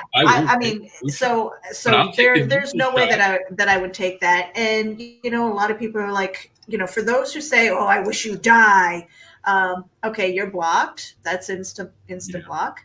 And then for those who don't care, it's like, hey, you know what? I made the choice as an adult who is almost 50. I'm good with that. It should be your right. And it should be my right. My biggest concern, though, is with the atmosphere that it's been, and I don't want to get into politics, is that I don't want to get to a point where I can't attend a con because I don't have paperwork. That frightens me. And again, I don't see that happening in America because, again, once it becomes a public choice and you don't take it, then you're sick because you chose not to take it. The problem is that too many people don't take the shot. This isn't political. This is the truth. If too many people decide not to take the shot when it first becomes out, you will all slow us from moving out of the great pause we are in. That will be the downside. You will slow it, but you're gonna hear it right away. There are gonna be people like, "Hey, it's a choice now, and it's readily available." Then there should be no more lockdowns. That's it. It's over. Because then it's a choice. Then you chose to get sick, and you should still be taken care of through our medical system. You should be still handled the same way as anyone else does. There should be no penalty. It should be just that we restart and we move on. We need that. 21 will see the restart, and it's the same thing. I don't want to hear the mask shaming. I don't want to hear the shot shaming or the vaccine shaming or anything like that. It's just like, hey, you do you, I'll do me. I know my personal circumstances, this and that, and again, it's not so much, I already do the social distancing thing by default because of where I work. I work from home. However, my husband and my son now, they've been working out in the public. If I was that concerned, I'd be like, nope, no kisses. I Lysol their ass when they come in the door. Do I do that? No. So I don't know. It's up for debate, and there are some points of this that we will agree on, and a few points that we'll agree to disagree. But again, it's that trend of saying, I think we're going down the rabbit hole. Yeah, but when it comes to Comic-Con, because I'm seeing the comments, I don't want to see things happening where it doesn't feel like America again. What I mean? I think this is the point where we just kind of pause on that because we're already getting comments in the chat room, and that's the future. This will probably come up next week, which will make more sense than this week. Because this week we really are trying to wrap up, and we're in the last 10 minutes, less than 10 minutes. So I don't want to go down that rabbit hole. So Pops, no offense, we're not going to read your comments. Well, so but to what Mike James was saying is after Halloween was Thanksgiving, and it was a small gathering of friends and chill. I think something else happened that month, but I may have blocked out the chaos. Well, it's Christmas month. I think everyone's mind goes to Christmas mind, and everyone had that. And they get to a point where we just all focus on the holiday. And this I did talk about yesterday, and then we're going to say goodbye. It's a weird time right now.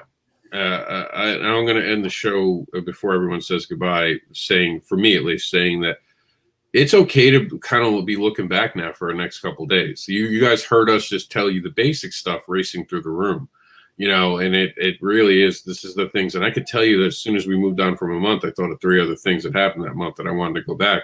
But knowing we have a 2-hour timetable, we didn't get to do it. So it's okay to spend the next couple of days looking back. Don't beat yourself up so bad. Don't, I lost family members this year. I didn't talk about how I couldn't go to the funeral. I'm not going to now. There's a lot of stuff that damaged us this year. There's a lot of people who have had substance abuses, depression. And right now we're at a moment where we can kind of start forgiving people. I suggest it. If it's not something that you really need to hold on to, let it go. Don't travel into the next year with it. Just take a breath. Realize that this was a shitty year. And like Meredith said, Mike said, I said it, unfriend people. When they're being toxic to you, and don't be ashamed to tell them. I've had people, and Meredith's seen it recently, where someone said something and I was like, I put them on blast for it, but I was nice about it. And then they just doubled down. And then I just unfriended them. It's that simple. My friendship, your friendship, everyone's friendship is valuable. And if someone does not want to respect the value of your friendship, they are not worthy of that friendship. Just realize that. Respect each other. It's okay to disagree. Disagreeing is fine. There's nothing wrong with it. It's how you disagree. Me and Meredith disagree about things. It doesn't mean I ever hold her in contempt. I don't think anything less of her. I just disagree with her. It's perfectly fine. And we learn different. I think that's healthy. Yeah, and it actually helps. It helps make this show better because me and Meredith do this together. So we have to come to agreement on things that we think will work. We can agree. I mean, like, I don't want Pops on. Meredith does. I'm just kidding, Pops. Wow. We kid with Pops. I can tell you now that's not true. We've talked about it, Pops. That is not true. No, but there is back and forth, and back and forth is so important. Be open to back and forth. And, not for nothing, me and Pops do disagree on many things, but I've always given him my ear. I've always, and I've always listened to him, and I've given him advice. And I always say this about Pops, like, we might not get along, but he cares about the industry, and he cares about advocating for people. He's actually above, in my mind, many other people who say they want to be advocates, have used the term advocate. And he's one of those people, if I heard him use it, I'd be like, accurate. Like not even like a second thought about it. And that's how we have to be ourselves, own who we are, and not be afraid of it. The rest, just ignore. Just ignore. It's so easy to just. When my mom died, you know what the biggest thing I learned this year was? I get to control how I view the world. And that means not paying attention to things. I see things all the time. I'm like, I'm going to start telling this person why they're wrong. And then I get to the middle of it and I'm like, I don't care. I just remembered it's not going to change their mind. Like there's something in my mind I put there now that goes, you're not going to change their mind. You're going to spend 3 days arguing with this person back and forth. And at the end, they're going to be like, well, fuck you then. And then you're going to not be satisfied. It's like trying to hit on someone, get them to the point of being in the bedroom and then suddenly realizing you never liked them to begin with and you were just doing it to get laid. That is what it is like arguing with people online. You really don't want to interact with them. You'd rather talk to someone about something cool, so do that.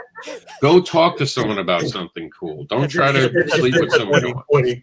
Yeah, you're gonna do the walk of shame home. You're gonna have to try to avoid them. Talk about you're getting transferred to a different country to work now. You have to move. You have to change numbers. Don't do that. Don't be involved with things that are just going to cause you stress. All right. Happy New Year, everyone. I'm sure we're going to pop up sometime this week. Meredith wants to do a best of show where we're actually going to talk about COMiX best of. We'll have certain top like best of lists and make fun of them, basically, probably knowing the way we do shows. And we'll be back for Freaky Friday. Oh, I'm all about that. Freaky Friday returns, and then Sunday we'll have the looking forward to 2021, where will it be just 21? Get rid of the 20. That's gonna be my new slogan. Get rid of the 20. It's 21 now. Kill the 20. 21 forever, at least for 365 days. And the news will be back. Not this Monday, but the following Monday, we will CNW will break into 21 with its first broadcast, and the newsroom continues to. The different days are still being propagated, and you guys are still getting your news. And that's it. Before you finish up, Rob, because I think we've got a couple minutes, and we have 4 minutes. I was going to say, do you have anything about December that you wanted to share? No, not really. Nothing too big. So, yeah. Nope. I'm just listening. All right, Meredith. All right, you guys. Make sure that you tune into Geek Insider as well as the Comic Book Advocates Network. Head over to YouTube. Hit the subscribe button. I am going to be working on more lettering today and trying to get that done. And I've got a Kickstarter that's happening on Tuesday. So that is for the prose version. So if you're at all interested in seeing the genesis of the comic books that are starting to come out and I'm getting art for, you want to head over to Kickstarter, look up Meredith Loughran, or MEREJ99, I think it should be, and get notified when it goes live. Back to you, Rob. Michael, you're up. Yeah, you can always check me out on Facebook. And, of course, I do the Wednesday night whams over there on Silverline. They'll be picking that up again on the first week of January.